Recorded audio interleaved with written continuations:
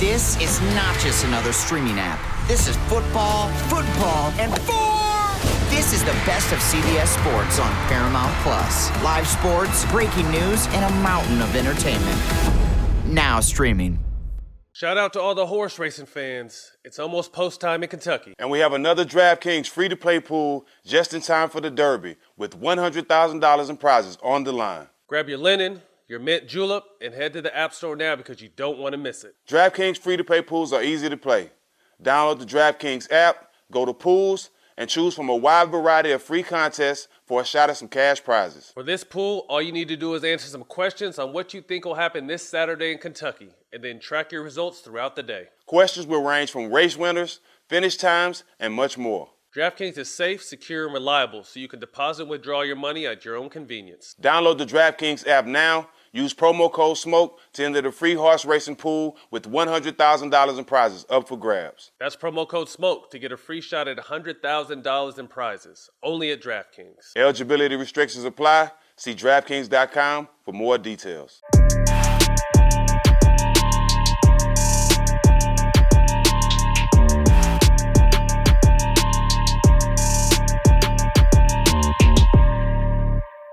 One of us gonna get in trouble today. I already see it. Welcome back to another edition of All the Smoke. Jack, what's up with you, baby? And they ain't all in.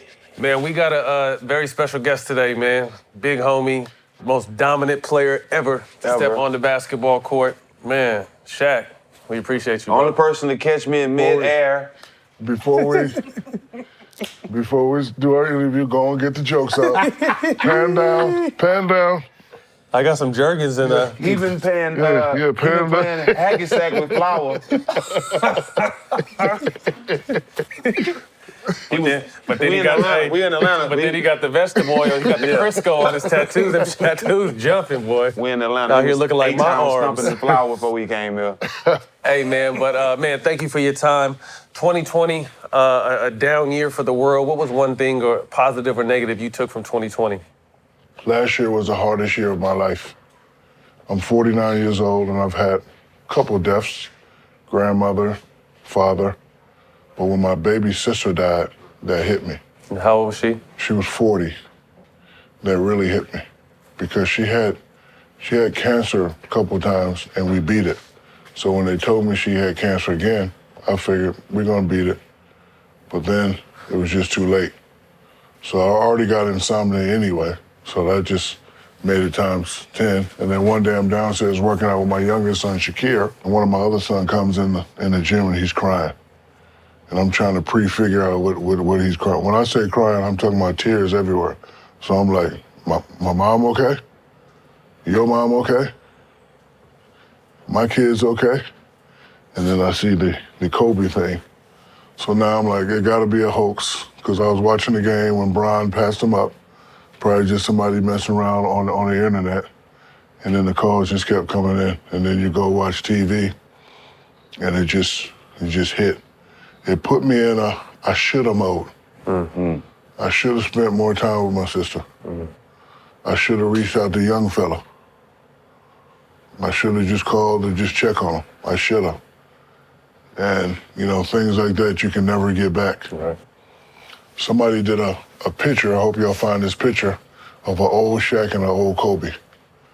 That's how I would have liked it to been. And you know how it is as basketball players. We don't always get along. Right. But if the respect is there, right, you can never be beaten. Like, y'all know him. He was alpha. Y'all know me, I was an alpha. We didn't always agree on things, but when it come time to compete on the court, I think the fact that we always competed with each other made us even more unstoppable. Because, Matt, you know me, I'm always in the stats. Mm-hmm. I'm like, oh, damn, you got 25 and I only got 15? There's something wrong with that picture. So we would always compete with each other. And we was able to win 3 out of 4. And we did the Laker interview, and we talked, we had a good time.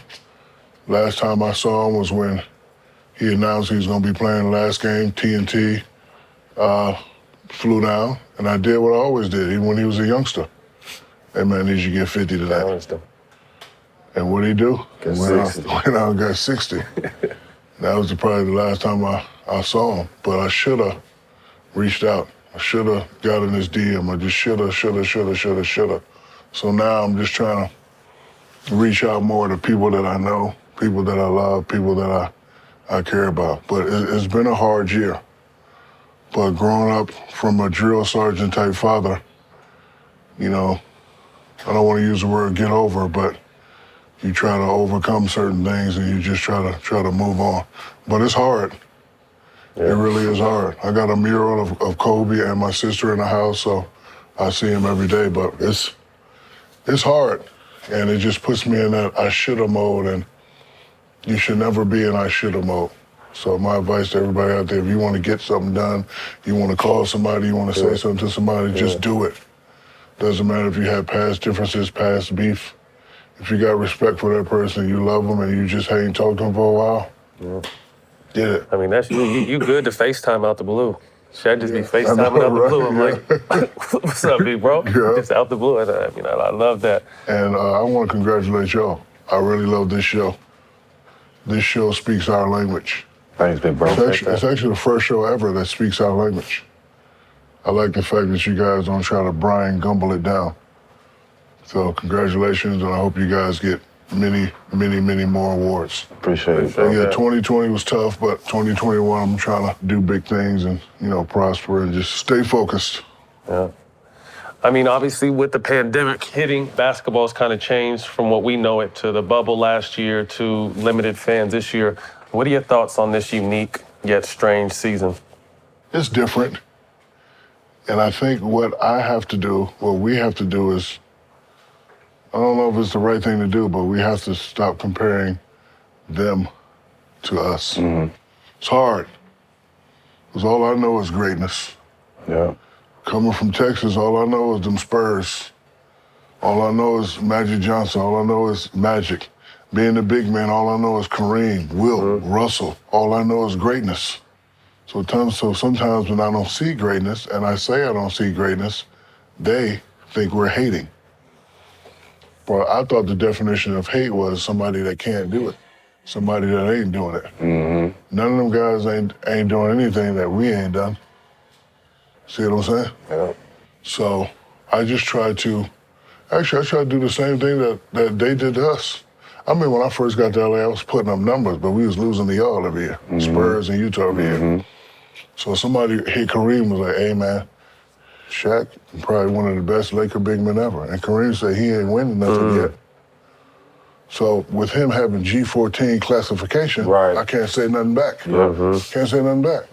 So I thought because I had G14 classification, some of the guys would take it as constructive criticism. Right. And then some of the guys, and this same thing I did with young fella, man, you ain't that good.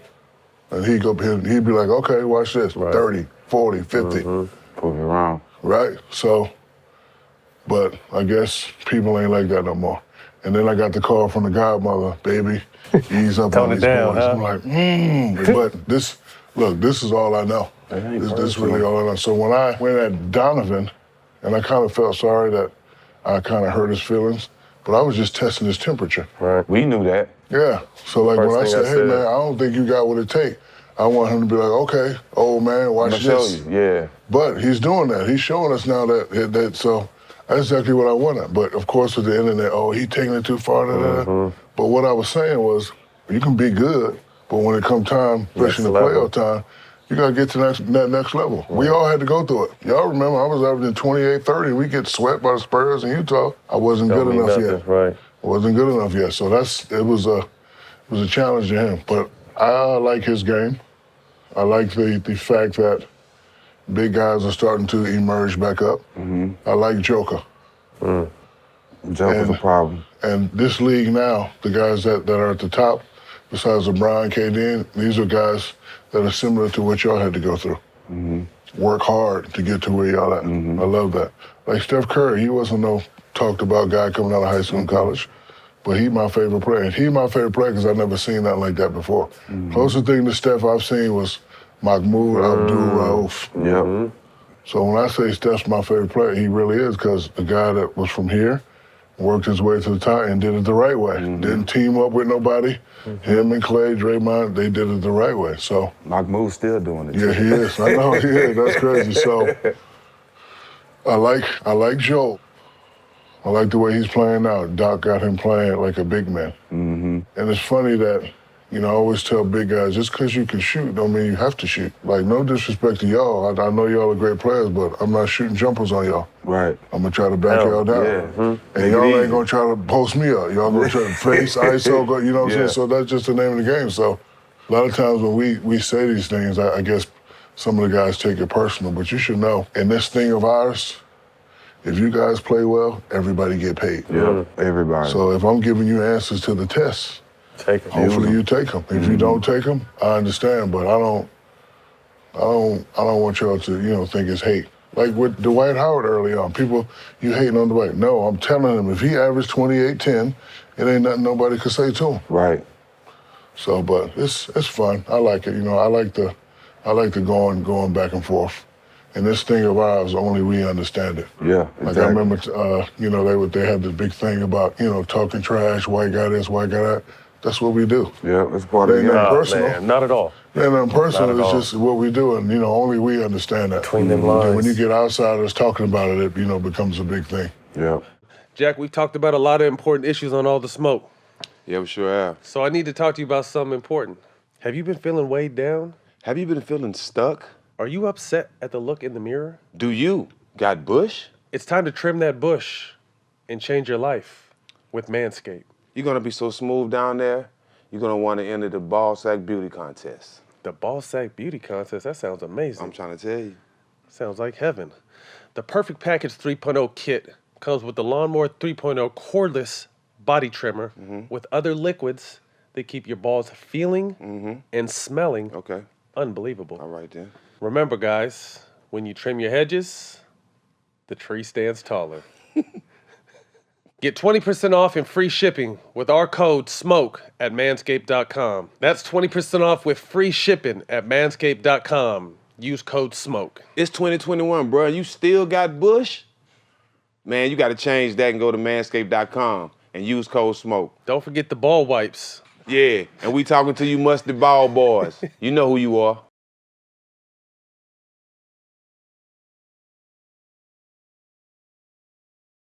We discussed how Allen Iverson kind of changed the culture of basketball, not only on the court, but off the court with his appearance.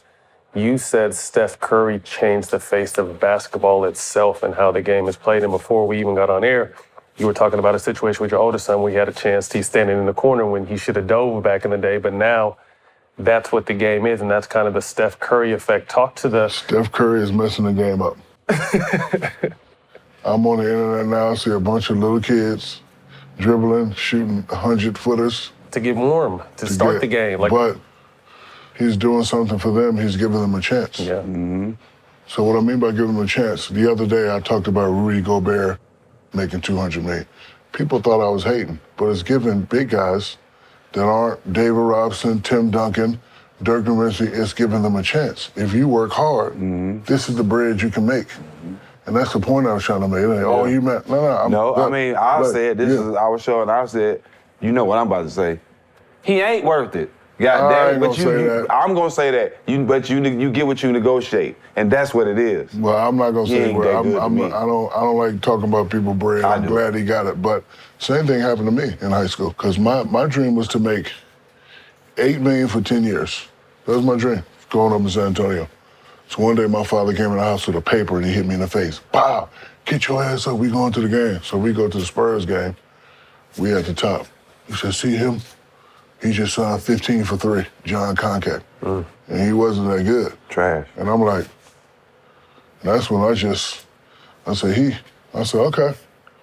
I learned in school about inflation and economics. I was like, shit, by the time I come out in 90, I could probably at least get 20, 25. So I end up getting 40. But so, it's all about watching these guys and, learning from them. But, Steph, it probably is the most influential player when it comes to little people. Yes. Right? Because I see a lot of little guards, like little kids. I'm going to these tournaments, They're doing stuff I can't even do. Right. And it's good and bad. Nobody running the lane. Everybody stopping at the three-point line. What's crazy, I mean, I coach AAU, like I coach the Twins, you know what I mean? And like I said, it's from the time they warm up, they're shooting it from like the out-of-bounds line instead of like hitting layups and everything, and that's literally the effect. And the whole team shoots threes now, you know what I mean? So that's kind of just the way the game is moved. So I understand, like you said, giving little people a chance is what Steph's doing and giving them hope. But at the same time, like you said, there's a reason why Steph is so great, because he makes a lot of them motherfucking shots he takes. He makes a lot. You know what I mean? The other people don't make as many. And I used to hate on him early on in his career, but he ain't gonna make that. But he kept proving me wrong. That's why he's my best player. I like being proved wrong. Yeah. So my message to these young cats, when I say something, prove me wrong. Yeah, take it as a challenge. Please prove me wrong. Because when Kareem and them was doing all that talking, I said, okay, you're right, Mr. Abdul-Jabbar. Right. I'm not winning. I understand. I appreciate it. But I will. Yeah. And I called my father. He was like, motherfucker, he right. Yeah. You ain't doing shit. He said, you've been in L.A. 4 years and got swept 4 times in a row. You out there doing videos and rap songs and shit. You ain't doing nothing. So I was like, all right, you right, Sarge. And then that's when, Phil came along and, we started turning it around. So. Well, you remember the saying used to be, you live by the 3, you die by the 3. Like, no teams were winning, shooting a large amount of three-point attempts like they are now, obviously, and they've changed the dynamic. So it makes sense. Take us back to your upbringing, your family dynamic, military kids, so moving around. Born and raised in Newark, New Jersey. High-level juvenile delinquent. Got out of there just in time. This is around the time where people stopped using their hands, maybe a chain and knife, and then pistols started coming out. And your big ass was definitely gonna get one of them. Yeah, exactly. So anybody fighting you. By the grace of God, moved to Germany. Got away from that, right? 2-3 years in Germany. Now, the only thing I can focus on is basketball. So I'm terrible. 6'9", cut from the freshman team, cut from the sophomore team. Again, my father comes in the house, get your ass up. We gonna go see this college coach, see if you can get a scholarship. It was Dale Brown. So I went in there and said, hey, coach, I need help.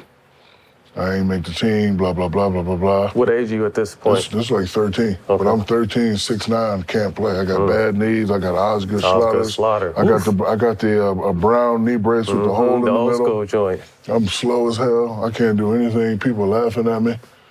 So Coach Brown writes me. I do everything he say. So the next year, I still didn't make the team. So I send him a letter, man, I'm gonna just join the Army. Just join the Army. They right. I can't walk and shoot gun at the same time. I can't do it. So he said, no, I'm gonna offer you a scholarship. So now we leave and I come back to Texas. And I go to a small high school in Texas. Our team is terrible. I make the team. I'm like, oh shit.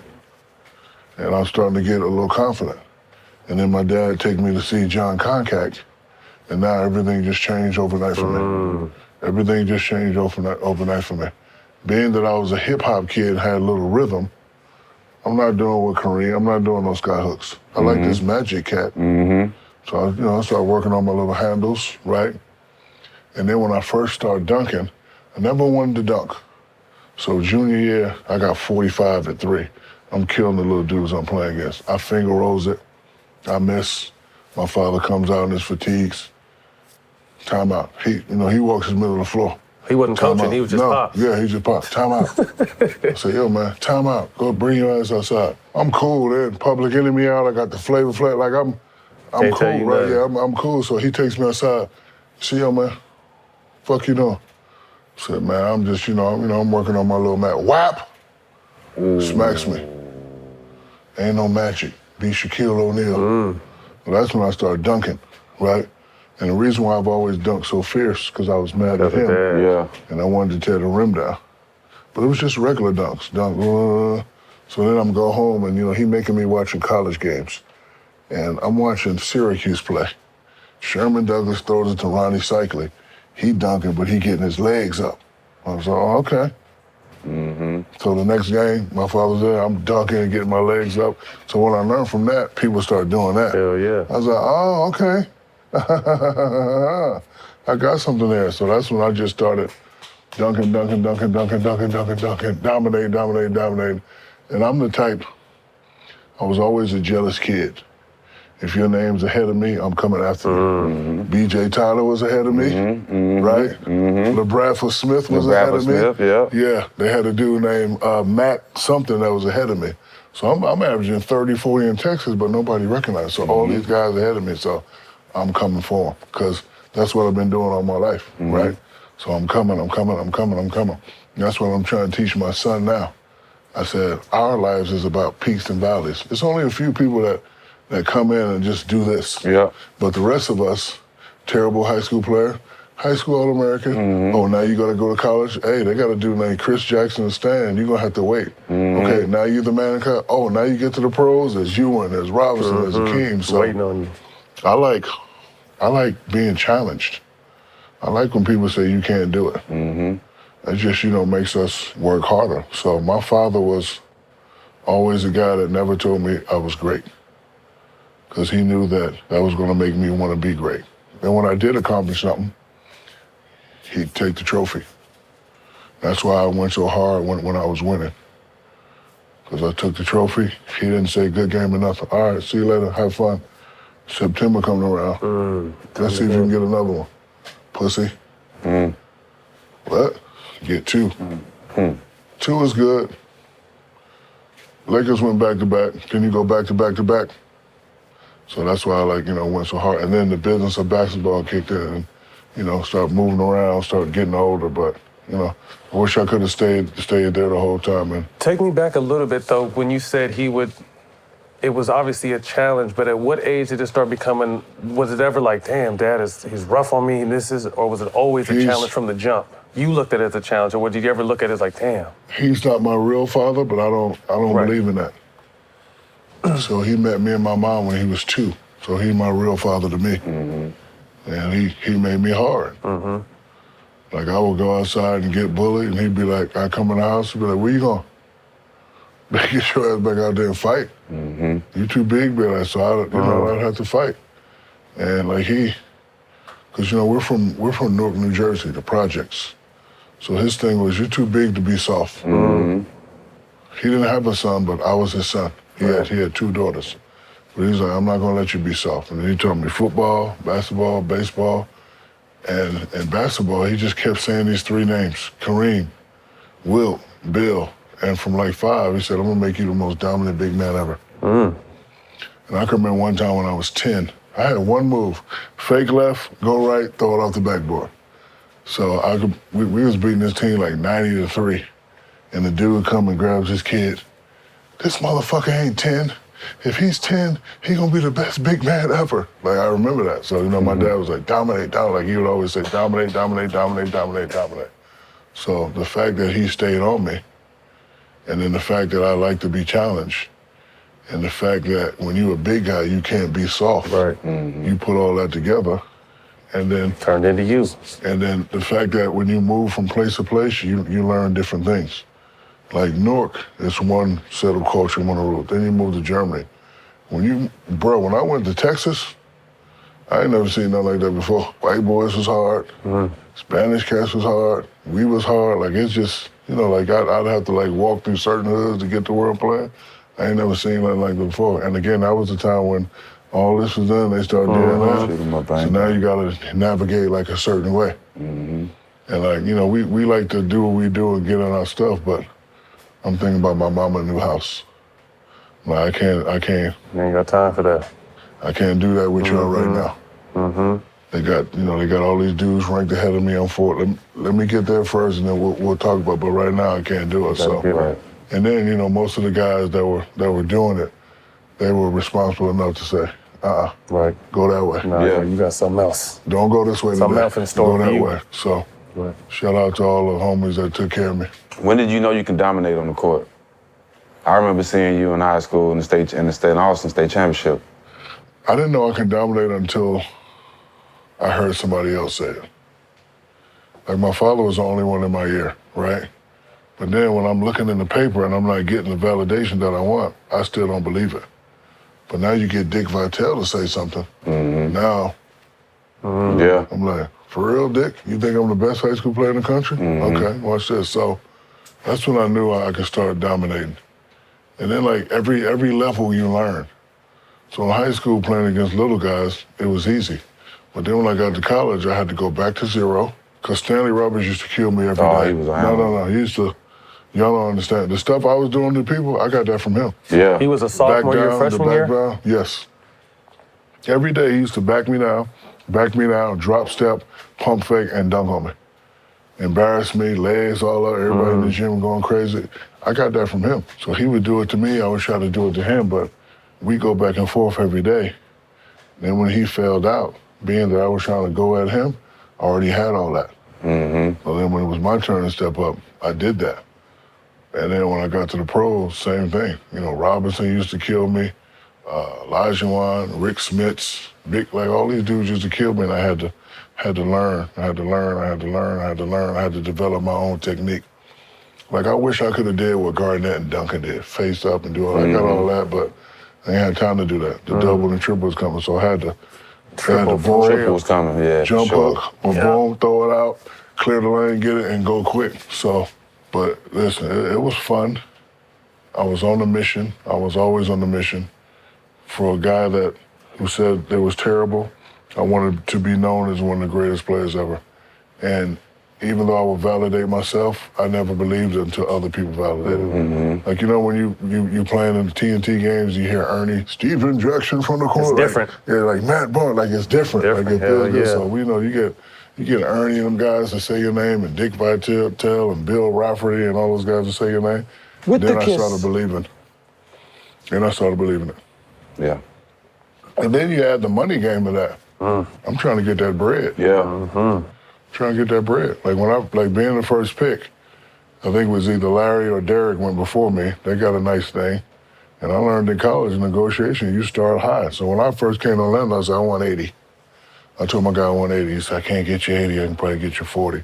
Take 40. So then we were one of the first ones to sign a 7-year deal, but with the option after 3. So after that, and I know you gotta, so if you average 21 this year, you got to go to 24. Let's go. So I'm already knowing that. So then, that's when people start talking that 100 million. So that was a motivation. Being great was a motivation. And just playing and competing was a motivation. Because I ain't gonna lie, I was terrified of David Robinson and Patrick Ewing my rookie year. Terrified. Because they had it all. But now when I'm in the game and Ewing go to the turnaround and I'm right there, I'm like, oh shit, he's human. And then don't let me block one, or don't let me dunk on you, then all that fear is gone. So David Robinson, the way he ran and all them people, like I was terrified of those guys, but at some point the student must kill the teacher to become the master. And that's all I wanted to do. Let's go back to coming out of high school. What other colleges was recruiting you besides LSU? University of Texas, Tom Penders, North Carolina State, and Illinois. But I'm sort of like you and Matt. I'm a mama's boy. I had to be close to the crib. And the fact that Dale Brown offered me a scholarship before I became the Shaq. That meant a lot. That meant a lot. That meant a lot. He saw something you didn't see. And they set me up at the football game too. I'm gonna tell you how they did me. So when I first get there, there's a whole bunch of dudes. So, you know, if you want this guy, 7'1", LSU, from San Antonio to come to LSU, make some noise. So they put the spotlight on me. I turned around, nothing but. Thanks. I'm like, damn, man. Where outside? I was like, man. The silky hair, the gray, and the blue eye. I'm like, damn, man, I'm about to sign up right now. They was all touching, hey, come here. Hey, Shaq. Yeah, I was like, man, I'm signing. I'm signing. Yes, sir. What was, obviously, we'll get to the jump in the NBA, but what was college basketball like back then? Because people weren't coming straight from high school. People were going to pay their dues in college. You had to pay your dues as dumb as you ended up being. What was that era of college basketball like? I'm glad I had experience of not being the man. Because when I went to college, I was the man. But the first day I got there, it was a rude awakening. Couldn't get no girls, couldn't get in the club, had to wait in line at the lunchroom. Nobody knew who I was. So now I'm just sitting back. The thing about me is I'm a great observer. So it was Chris Jackson, Stanley Roberts, and we had a quarterback. I forgot his name was Todd something, but them dudes were like God on campus. So I just sit back and watch them. I'm be like, that's gonna be me one day. So you just have to work your way up. I didn't start my freshman year. I got some PT, but I just learned the game. I learned that the double's coming. I learned where to make the passes at. I learned how to make an impact, and I learned how to put on a show. I had a bunch of dudes, 4 or 5 of my friends, my tutors. I made some T-shirts, Shaq pack. I said, y'all just sit up here. Every time I do something, go crazy. Go crazy, yeah. It was already starting to crazy. Just basketball. Just go crazy. Right. Rebound, dunk, block, just go. So now you see 10 kids, now you see 20 kids, now you see 30 kids. So, but it was different. And then I realized that even though you're good and great, it's always somebody better. Like I was the man in the West, but that Tim Duncan was a motherfucker. You know what I'm saying? Y'all, like all of them, we all got something. So we go up against Duke. Christian Laettner tear me a new one. And then Dick Vitale starts saying his name, my name. Now I'm mad. Now I know I got work to do. So I'm jump hooking it every night. Going to the gym. Y'all going to the club now? I'm good. I'm trying to get this first pick. Now they saying he the first pick. What does Alonzo do? Now y'all got me a 3? Oh, hell no. So now I'm working out every day. We play Duke one more time. I show them who I am then. We still lose, but I show them, which, puts me back at the top. But look, I like being challenged. I think it makes you a better person. And coming from where we come from, and I've been knowing both of y'all since y'all first came in the league, we don't back down. At all. Ever. Even if we know we can't do it, we still don't back down. I think that's what makes us all great. That's what I try to be, instill in these youngsters, but I think they got it too easy. It's different, yeah. There wasn't that struggle and that grind we had. I remember the first time we met, actually, you guys, my freshman year at UCLA with the lockout, so you and Kobe used to come to them UCLA games and we saw you, but I remember when I worked out for the Lakers, this motherfucker comes out the back in tights, shower shoes, no shirt, nipple rings, and just gives me a big old hug. I'm like, what the fuck? I did big have ass nipple Shaq rings. had them big ass hoop nipple rings, bro. It was a bet, America. don't think I'm freaky like that. It was like a bet. I did lose a bet. Motherfucker had some I lost a bet. Nipple ring. So you end up being the first pick in Orlando, new expansion team. What was that experience like? I learned how to become arrogant, but professional arrogance. It's important. Because growing up, I never talked back to my father, high school coach, or college coach. You got a pad? I got to tell you the story. Hand me that. Honey buns, why they ain't got nothing in there? It's just empty shit. So, I'm nice and respectable. I'm trying to do things the right way. But D. Scott in my ear, man, it's your team, man. You got to take over. Who said that? D. Scott. D. Scott's like, hey, man, it's your team. Forget all that. It's your team. So I'm like, no. So one day, Jerry Reynolds, Iceman, in the shoot-around, we playing against Dale Ellis. And Matty Guokas was like, hey, man, they going to run these plays for Dale Ellis. You got to go over the screen. So the first 3 plays, Jerry go under the screen. Dale, boom, boom, boom, boom. So we call a timeout. And Matty was like, God damn it, Jerry, didn't I tell you to go under? So this is the first time I seen a player talk back. I never seen that before. It's the first time I seen a player talk back. Jerry Reynolds go, fuck that shit, call some plays for me too. And I'm like, yeah. And then Matty did it. And then D was like, see, that's how you gotta be. Told you. That's when I kind of started. Yeah, I kind of started serving myself. So my first power move is after we lose, I'm in LA same day. We lose on a Sunday, I'm in LA. So I'm shooting a movie, Blue Chips, and I say, hey, you gotta make me a court so I can work out. This skinny kid, this motherfucker diming me up like magic. I don't know who he is, because I don't be paying attention to the young cat. So I'm thinking he an actor. So finally I said, yo, man, who's this? They said, yo, man, that's Penny Hardaway. I said, he an actor? He said, no, they think he gonna be number 2, number 3 pick.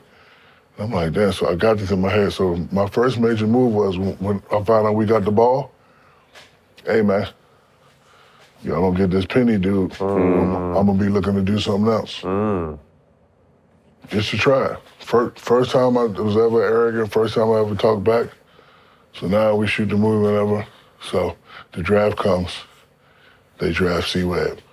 Now I'm pissed. I'm tearing my house up, breaking mirrors, breaking trophies, and then they do it. They do the switch. I'm like, man, this guy was right. It works.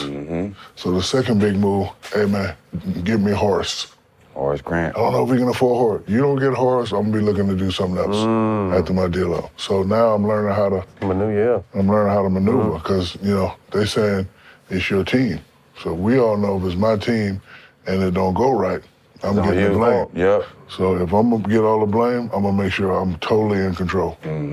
So that was what I learned about being a professional. Cause my father, you tell you something back to my father, you getting touched up, push-ups, sit-ups, and them damn Supermans on your elbows. And you gotta sit on the wall, with some dictionaries like this. And if you move, you get 3 paddles. So I went into talking back, but once I figured how to do that, I was like, okay, this is how this works. The rest is history. Yes, it is. What was your welcome to the NBA moment? My welcome to the NBA moment is different because it's not about the game. My welcome to the NBA moment was when I first got to Orlando. I already got it in my head, I need my family with me. So my mother, she don't want to take nothing from me. So I'm looking at this big house, and I already bought the house. So I'm looking at the big house, and I'm like, I told him, I said, I'm gonna get my house first, and I'm gonna take care of y'all. But I was doing the opposite. So we're looking at this big house, and she's like, I like it. 5 bedrooms, 10 diners, it's cool. Hand her the keys and watch them tears. That's my welcome to the NBA moment. Because, riding around in Texas, I used to ride around San Antonio just looking like, damn. Looking at houses. Look how they live. And look how we live. Yeah.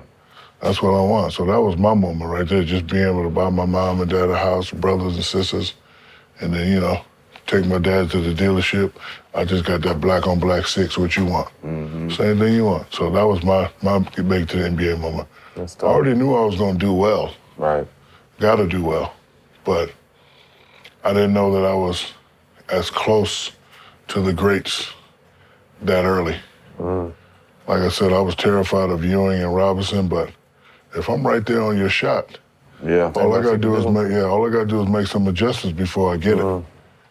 And then if I'm bumping you back and you, I got you. And I'm close to the rim like that, and all I gotta do is turn my wrist and throw it down, so. Mercy. But, it took me a while to get there. But look, it was fun. It was something that we always wanted to do, get there.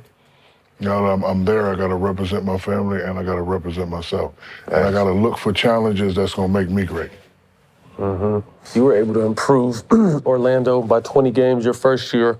And one of the reasons why I look at you so high as far as all-time players and then all-time big men is because you played in a rare era where there was a bunch of big men, you know what I mean? And that's all due respect to Bill and to Wilt, but there wasn't very many, night in, night out, you faced a dominant big man. Who were some of the ones that really gave you problems early on? The ones that I didn't respect enough always tore me up. Big Country always killed me. Big Country. Rick Smits always killed me.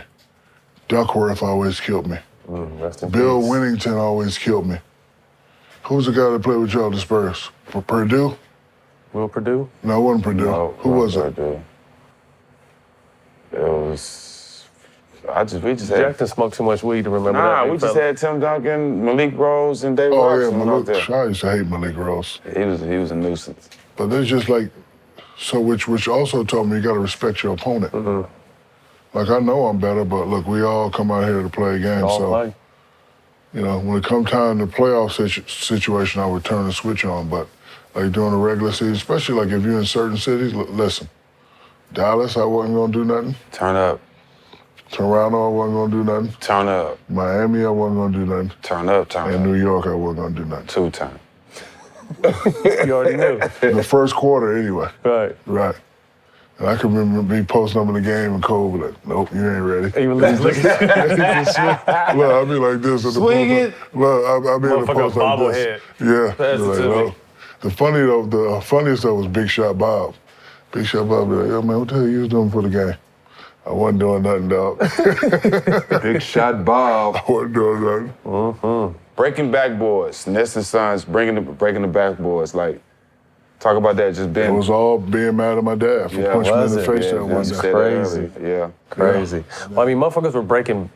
A broken backboard had happened before, but you were bringing down the whole stanchion. Yeah. Because I knew if I dunked hard, I got your attention. That scared me watching. I was little. That shit used to scare me. Like, I got your attention. Especially if you're really big and strong and I go through you and throw it down, now I got your attention. Now it's going to be easier for me the rest of my career. So I just wanted to, like, really, really get your attention. And I know they was going to show it on ESPN. And no other big guy was doing that. Right. Like, I had to take pride in being different. Another thing I was trying to do was get these commercial endorsements. There wasn't no big guys doing that. Right. And I took a college course at LSU in marketing, and the guy was like, hey, present us something that you could see in the future. So I came with the Shaq shoes. Same thing I'm doing now. Shaq shoes, Shaq underwear, Shaq t-shirts. And the guy says, big guys don't sell, Mr. O'Neal. I was like, he's right. Because the only guys that were doing commercials then was Magic Johnson, Larry Bird, and maybe Mike. So I was like, I got to do something different. So I was doing whatever it takes to get on that da-da-da, da-da-da. And then once they see me there, then I would just, show my personality. You've always been big on the business of basketball, probably the biggest to ever do it, to be honest with you. But what was that first experience like with Blue Chips as an actor? The pickup games, the scrimmages, you found someone you thought was an actor who ended up being Penny Hardaway. What was all that like? That was about taking advantage of opportunities. We don't get those opportunities. Right. I never wanted to be an actor, never wanted to be a rapper. But I'm sitting in the Four Seasons Hotel and the guy says, hey man, I'm a Hollywood producer, here's my card. Doing a movie called Blue Chips, think you should do it. Man, I've never acted in my life. What you gotta do is play basketball, play yourself. Nah, we're gonna give you $3 million. How much? He said what? I'll do it. So just playing, with Penny, and that's how I met Penny. Everything happens for a reason. And same thing with the rap thing. When I first get drafted, Arsenio Hall's bucking me. Yo, man, we want you to be on the show. I don't want to be like everybody else. I don't want to go get no $1,500 suit, talk. I said, let me do that, and then let me rap at the end. So I did something with Fushnikins. My agent called me and said, man, you're not going to believe this. I said, what? He said, Jive will offer you a 3-album deal, $10 million. I'm taking that. Why not? Yeah, but then I meet with Jive. I said, look, nobody wants to hear me rap by myself. Let me rap with all my favorite people. So as a kid that was on punishment, it's like a dream come true. Well, look, I done did Snoop, Peter Guns, Lord Tariq, Nas, Jay-Z, Fat Joe. Like I don't. You ever Michael get a chance Jackson. to rap with Big? Yes. You can't stop the rain. That's right. That's the hardest one. I mean, that's what it was about. It ain't about being like, because rappers don't make no money. You gotta be Travis Scott to make money. Yeah, like, baby. So, yeah, like, because I went platinum and I got a check for $1 million. I was like, what is this? But, I had the commitment. So, Only athlete to ever go platinum. Huh? I'm the only one? It was fun. So, we don't get a lot of opportunities. I was always taught to take advantage of my opportunities. So every time I get an opportunity, I'm always taking advantage of it. Period. 95 finals run. Guys shut the Boston Garden down, beat the Bulls, Pacer battle, and then you run into Hakeem and them in the finals. That was my fault we lost. Why you say that? Because as a leader, I didn't lead. After we beat the Bulls, I let up.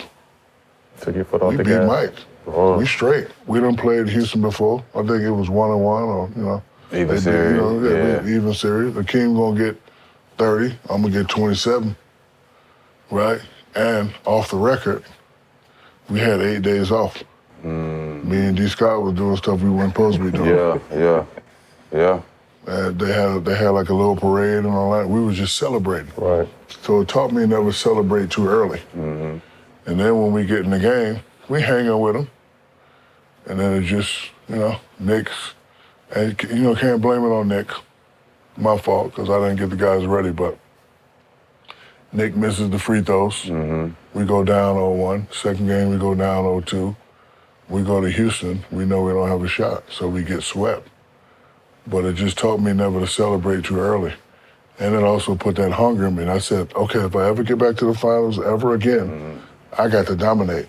40s. Forget that 28-10 I'll be talking about. I got to be in the 40s. That's why when we made it to the finals, I was trying to put up big numbers. Because if we don't win, it's going to be my fault. And as a leader, I accept that. I want that. I want you to say, Shaq ain't shit. That's why they lost. It's his fault. I accept all those challenges because that's how it was for me as a youngster, growing up with a drill sergeant father. Right. If you walk in your brothers and sisters to school and your brother come back with his shirt messed up because he got jumped, that's your fault. Yeah. And I'm whooping your ass. No question. That's how it's supposed to go. Right? No question. So it just taught me never to celebrate too early.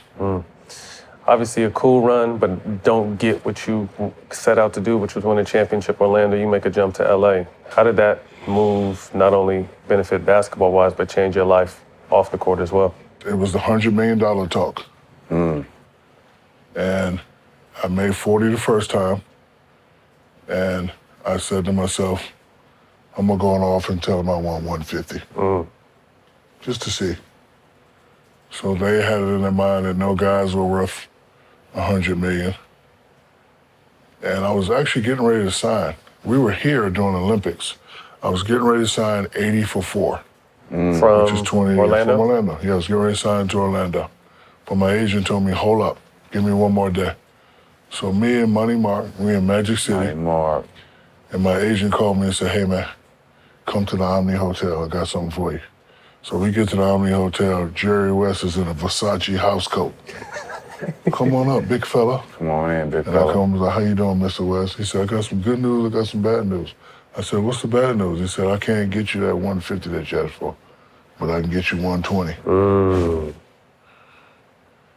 And then I told my agent, I said, did you give Orlando a chance to count him? They don't want to count him. Cool, so I'm signing. Nobody knew, family didn't know, Penny ain't know. Next day in practice, it broke. I was comfortable with LA because after we lost, I was already in LA. Right.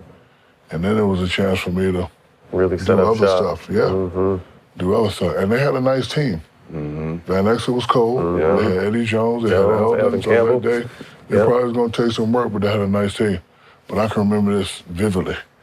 I'm signing. As soon as I get signed, Mr. West said, hey, man, I just moved Vladdy. I don't know how I got this kid. I got a kid named Kobe Bryant. You and him, we going to get multiple championships. And I'm like, yeah, okay, whatever. Because I'm looking at all them goddamn 120. zeros. Yeah. So, well, yeah, he said that. Like, he saw something in Kobe that nobody saw. And then in an interview, Kobe reminded me that he came to Orlando to see Penny, and Penny kind of blew him off, and he had this sad look on his face, and I grabbed him, was like, come on, man, I'll take a picture. I never knew that was him. Oh, really? Yeah, I never knew that was him until he told me, you know, when we did that TNT Laker thing, he said, you don't remember meeting me? He never told me that. Like, you know, through all the years that we played in there, he never told me that. He told us the Penny story. Yeah. I didn't know that you, that's dope. How did you and Kobe connect when y'all arrived at the same time? He was a guy that wanted it right away. And we all understand pecking order. My team. That ain't about to happen. Right. But I saw that he had something in him. And he wanted it right away. A lot of guys don't have that when they come in. A lot of guys just like to go through the rope, but he wanted it. He wanted it. So his rookie year, we let him do what he do, make his mistakes. But the defining moment in his greatness was we were playing Utah. Nobody wanted to take the last shots. I'm not taking the last shot, shooting 40% from the free throw line. Y'all ain't gonna be talking about me. And Shaq lost the game. So he takes 3 shots to air balls. If you can remember, and I hope you can show this clip, I was the one that grabbed him and said, hey, man, don't worry about it. One day people gonna fear you. And the next year he come in, we come in a little more. He wanted it. And this is where I wish I was a little bit more tactful. Egos get in the way. That word, my team, will mess you up. Yeah. Right? Especially from a big guy giving up to a little guy. I don't play that shit. So instead of, but fortunately it still worked out. We still won 3 out of 4, but a lot of necessary stuff that shouldn't have happened because of the ego. And it was probably my fault. But one thing I never do is I never disrespect nobody. Right. I ain't gotta like you. I ain't gotta do what you do. But if you open in the corner, Matt, even if we had a fight the other day, I know you're gonna knock that down for me. Yeah. I'm kicking it. So, even though we didn't hang out or do anything of that, I'm always looking for him first. And he's always looking for me. When he go into the hole to get double teamed, he drop it off. So I think that help us. And I always tell people that in relationships, when you focus on the task, sometimes the relationship dwindles, but you always got to have respect. You always got to have respect. I'm anxious to know how those Spurs teams were. Did you guys ever fight? No. Yeah. See, The only person that got in the fight was me and Pop. Every time he took me out the game when I didn't want to come out. No, but I mean like Tim and Nope, Ginobili. nothing. Yeah, never. see, It was never none of that. That's probably the first time I'm hearing of a dynasty that never had no problems. No problems. All the other dynasties had problems. They all had problems. Because, you get egos involved, but I knew that he had it. And I remember him at 18 years old telling me he's going to be the Will Smith of the NBA. I was like, slow down, young fella. But he had a dream, he had a vision. He got jiggy with it. Yeah, he did. he had a dream, he had a vision, and look, he went for it. Being 49-year-old Shaq, looking back on those Laker days, you said you won 3 out of 4. You said you probably caused with some of the ego. If you had the wisdom you have now back then, how many championships you feel like you guys could have won? 7. 7? Because the reason why I got traded, it wasn't about me and Kobe beef. It was what they wanted me to take less money. Not doing that. Coach said at least 10 when we asked him. He said at least 10. Yeah, it said 7 and 10. If it wasn't for the Spurs. Yeah, no, that's true. Coach said. No, that's true. But I got money. I had money. Right. I just should have been like, all right, I raised you enough. It's your team now. I know what I'm going to do. I'm still going to do my 28-10. All right. But I was like, nah, I want 150. I don't care what you, like, if I had all over to do again, I probably would have had a meeting with the family. What y'all want to do? Want me to take less money, take a less role, stay here, or you would still want me to be Shaq? See, it's that ego. And the ego still got me what I want. I still went to Miami, Pat took care of me, and I still won one, but I would have liked to have stayed there the rest of my career. Dang, imagine that. So 3 championships, 3 finals MVP. You spoke to, if you ever got to the finals, you was going to dominate. You did that off to South Beach. What's that experience like with a young D-Wade? So when I got to D-Wade, I was like, I know you heard all the stories. It's your team. What I should have did in L.A. Now that I'm thinking about it. So we ain't gonna have any problem. You the man, you the CEO, I'll be the consultant. But imagine that as a young D-Wade hearing this motherfucker say, I'm on your team, but it's your team. Because crazy, I didn't even, it's not that I don't pay attention to guys, I just don't care. I got my own thing going on. I didn't even know who he was. So while we're in the playoffs, I'm watching him go at Baron Davis. I'm like, who is this? Young motherfucker. All right, so then when the Lakers talking about playing with me, I was like, I know where I want to go. I want to go back to Florida. Oh, they gave you that chance? They gave you that opportunity? Yeah, so I want to go play with him. So as soon as we got there the first day, I said, look, man, you heard this, you heard that. Me and you ain't going to have no problem. You the man. Take as many shots as you want. He needed I need to get 28-10 to make everybody feel good, make myself feel good. So, and we never had problems. So, how you talk about the Spurs never had problems? We never had an altercation. Yeah. Only time we had an altercation was when I had to check everybody during the finals that year. Because everybody Going into the finals, or you were already in the finals? No, versus Dallas when we went down 0-2. And everybody waiting. Like, yo, man, what you waiting for? Right. I got 3 dudes on me when I kicked Antoine, Posey, Flat. So then we, and the respect thing. We able to go in the meeting and go at each other. And it just turned around. Flat did. I got 4 people on me, though. Everybody focus on me. We gonna use that. Got to. Throw it to me when they come. I'm gonna do something with it. I'll get the rebound. This series ain't about just throwing it to me, doing all that. I ain't doing nothing right now. I'm old. I ain't doing shit right now. But, Avery Johnson still worried about me. We gonna use that. When I kick it back out, go to work. So, we had one little fight, one little argument, and we was able, to win that. Best decoy in the history. Yeah, best decoy. And then again, ego kicked in.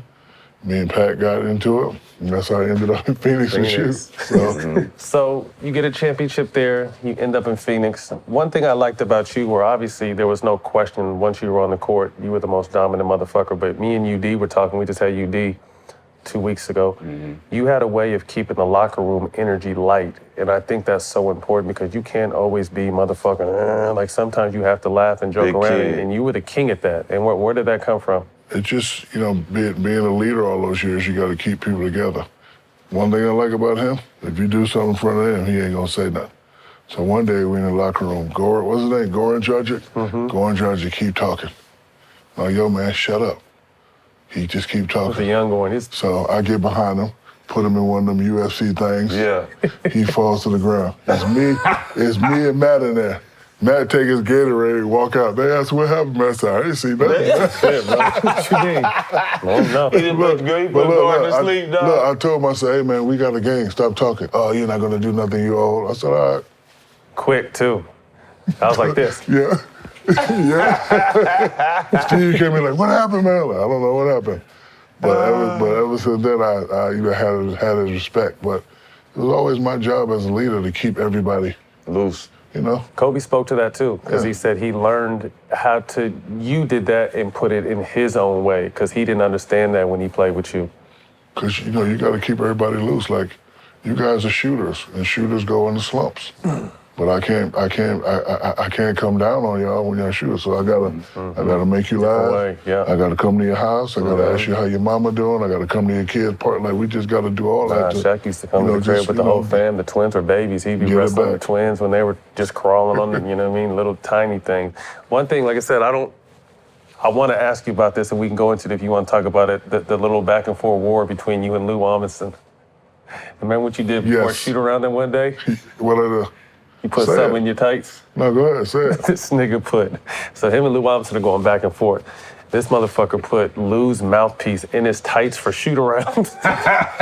Went through the whole shoot around. He only told me and maybe one or two other people about it. Because I know he ain't gonna say that. I didn't say nothing. So this motherfucker puts Lou's mouthpiece in his tights, goes through shoot around with it, and quietly puts it back up in his thing. But by the time the game comes around, you must have told people, because more people knew about it. So Lou puts his motherfucking mouthpiece in after coach talks, so we're about to huddle, and we just lose it, bro. No, because he did some shit to you though. Because he broke up my band one day. I had a big ass band, and as soon as I opened the door, all them little white peanuts go. I said, they were going to work, man. We tried to hold him down too and cut his hair. This motherfucker hit this dude's bicycle. Somehow he got his bicycle up on the stoplight. Like the top of the stoplight, his bike, because he used to ride a bike. I know some people. Right. Oh, man. You got a chance, obviously, to play, you being as great as you were, you got a chance to play with Kobe, you got a chance to play with D. Wade, Nash, LeBron, Paul Pierce, KG. What was that experience like? Obviously, you being great, but then, playing with those guys, some of them in your prime, and then later on in your career. I realized early that you could never do it by yourself, no matter how good you are. I realized from also watching other greats, there's 2 or 3 greats on the court at the same time. My favorite team growing up was the Lakers. Kareem, Magic, Worthy, Coop doing what he do. So I always knew I needed somebody else of that caliber. So whenever I got traded, I wanted to go somewhere where, one, I could win, and one, I could help somebody else win. I wish I would have got to you in Phoenix 2 years earlier. Because at that time, and age is a mother. Undefeated. Like, I just didn't have it. Like, mentally I had it, but you remember, and like if Nelly and them wasn't doing that treatment, I probably would have went out 2 years earlier. But listen, our process was fun. I had a great time doing it. I could say I did it my way. I could say guy from New Jersey, from Germany, from Texas, put his name on the map. Guy represents the culture, the hood. And I want all little kids, especially the big kids, to look at me and see how I did it and cheat off my tests. Dope. Look at Rudy Gobert, see how he did it and cheat off his test. I tell my son all the time, yo, man, 200. Right there. 200. That's right there. That's your money. And you standing in the corner talking about your guy not going to pass, go get it. 200, bro, I wish I was 17 right now. Yeah, me too. I wish I was 17. Y'all wouldn't see me on no social media. I'd just pop out of nowhere. I'd be like, man, who's this kid? man, who this kid from Atlanta, 7'1", I'd just be working. As players, like you spoke on earlier, when you hear certain people talk about you, it's that, oh, shit, okay, TNT, the post-game crew is that for us as players. What was it like, to transition into that and being a focal point with that team? It came a year too early. Because when I left you, I had a 2-year deal in Boston. I wanted the Shaq tour. I wanted it. But the Achilles came out. I wasn't going to even try and come back. I was just going to take a year off travel. And then they come to the house and say, hey, man, we want to hire you. And I'm like, all right. So I'm trying to be like Brian Gumbel. I'm terrible. Awful. And then, Charles going to take up the whole segment by talking. I only get a few seconds. Terrible. Right, so then the guy... Remember that shit used to piss you off, though? Yeah, it did. That shit used to because he used to say it on air, like, damn, motherfucker, you talking too much. So then the guy come in downstairs and said, man, we ain't bring you here for that. We want you to be Shaq. Right. I said, okay, so once I started doing that, it's better.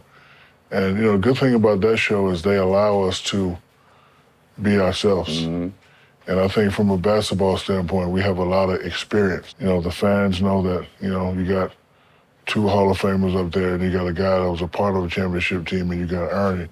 So I think our respectability is up there. But I like watching all the shows. I like watching all the shows when it's us talking. Yeah. And when there's some other people talking, if I can ask you how you know, then you're not credible. Right. Right? Think about it. Oh, Steven should have did this. How you know? You a shooter? So being that it's us talking, you, him, Paul, and all that is us talking, I can respect the fact, because I know that y'all know that we know. So, Real quick before we get to the quick hitters and get you out of here, you've always been about the business of basketball from day one, and now obviously it's more commonly talked about and it's something to strive for. But when people weren't talking about it, that was always your mindset. I mean, you're on every motherfucking commercial. You are a part of hundreds of companies. Where'd that mindset come from? I'm not going to use the word beat up. I'm going to use discipline. Whenever an athlete did something crazy, I would get disciplined.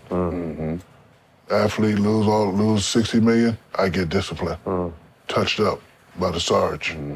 My worst ass whooping was Len Bias. I didn't even know who Len Bias was. My father came in, face full of tears. If you ever do coke, I'm gonna kill you. So my dumb ass was like, bro, I don't mess with coke, I mess with Pepsi.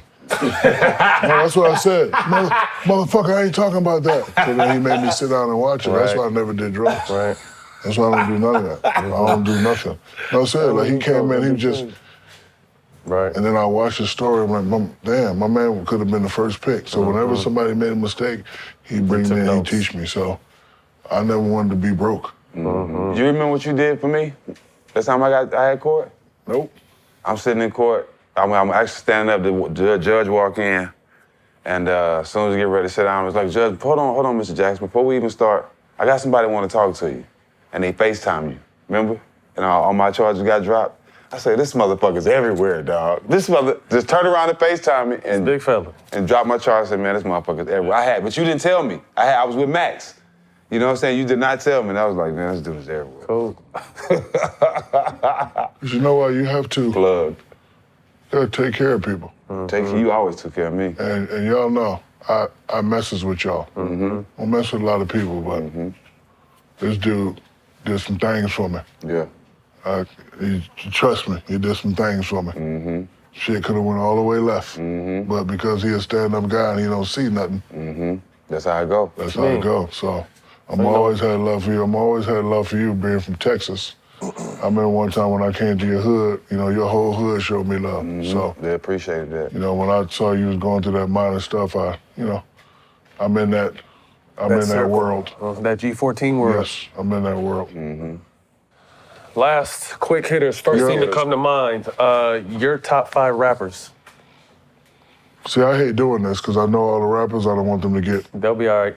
I don't want nobody to get upset. Biggie, okay, since we're all basketball players, can I do an Eastern Conference and a Western Conference? Absolutely. Yes. Okay, Eastern Conference, Biggie, Jay-Z, Nas, Redman. Ooh, I like that. And I'm gonna have to get somebody down south, Jeezy. Okay. Okay, on the West Coast, E40, Snoop, Ice Cube, Dre, and Pac. All shit we listened to growing up, especially in Texas. That's all we listened to. That's nice. I like the East Coast. Top 5. Eastern Conference, Western Conference. The East Coast was cool though. I like that. Top 5 current players. Current. I hate doing this because they're all guards, too. It's all right. All right. Steph. Dame. Dollar. Me, you and KD. Dollar need to do a song. LeBron. I'm going to go with Joel. Like that. That's a Big solid fella. team. You know he gonna love to hear that. Yeah. Top 5 dynasties. I'm sure you were part of it. Lakers, Boston, Spurs, Golden State, and then the last one, Miami had no, Bulls. I'm tripping. Bulls. Damn. I thought you already said Bulls. How would you rank your top 5 nicknames? Big Aristotle, number 5. Wilt Chamberlain, number 4. Say it again. Wilt Chamberlain. Chamberlain. He know what that is. Wilt Chamberlain. Yeah, Wilt Chamberlain. I forgot about that one. Yeah, Big would be 3. Big Cactus would be 2. Big Cactus. Yeah, and number 1 would be Godzilla Gorilla. So y'all know about that one. Godzilla Gorilla. If you can relive one moment from your career, what moment would that be and why? It'll be making it to the Final Four and winning a college championship. Ooh, okay. I've won on every level except college. How far did you guys go in the tournament? 16? The Sour 32. Ooh. 5 dinner guests, dead or alive. You plus 5 people. I always used to see Tupac, and we always used to give each other the nod. He'd be in it. Biggie would be in it. Jigga's doing big things. I'd like to chop it up with him. That's 3. 4 would be the guy who taught me about business. His name was Roger Enrico. He was the CEO of Pepsi. And 5 would be my sister. Rest in peace. Rest in peace. Who would you like to see on All the Smoke? And your answer, you have to help us get this person on the show. Well, I'm not gonna lie to you, I don't watch a lot of TV. Because I'm a Netflix guy, so Yep. I don't know who you got. I would like to, y'all have Snoop on it yet? Of course. Damn it. And that was one of our best, our longest. We haven't had Cube yet. We got Cube coming up. Dre? No, I haven't Dre, had that Dre. Busta Rhymes. Ooh, that's Haven't dope. had him either. All them dope. Yeah, so one of those. All right. And if you ever do Fat another Joe. song, Fat Joe, we need to have him on. So if you ever do another song, count me in. Let's do it. We overdue. I'm And then in. you need to bring All the Smoke to TNT one night. Have us come out there. Yeah. Deal, I can do that. We're with that. Done. All the Smoke collab. Done. Man, that's Thanks a for wrap. coming, big bro. We appreciate you, big fella. Appreciate y'all. That's a wrap. Shaquille O'Neal. You can catch us on Showtime Basketball YouTube. Shout out to the Kardashians. Chloe over there. Catch us on Showtime Basketball YouTube and the iHeart platform, Black Effects. We'll see y'all next week. Appreciate you, big fella.